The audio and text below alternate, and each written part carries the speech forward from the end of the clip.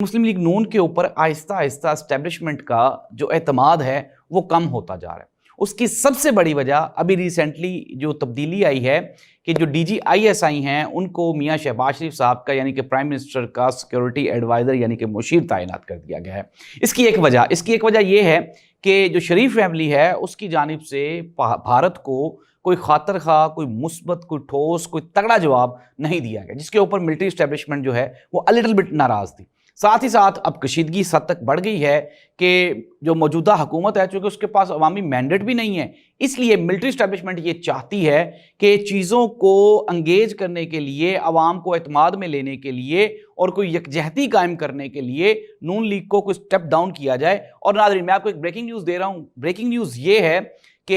एक तो इसहाक डार साहब और दूसरा ख्वाजा आसिफ साहब, इन दोनों की वजारतें ख़तरे में हैं और ये एक बड़ी तब्दीली का पेश खैमा है और आहिस्ता आहिस्ता आप देखेंगे कि पाकिस्तान जो है वो कौमी हुकूमत की जानिब बढ़ जाएगा।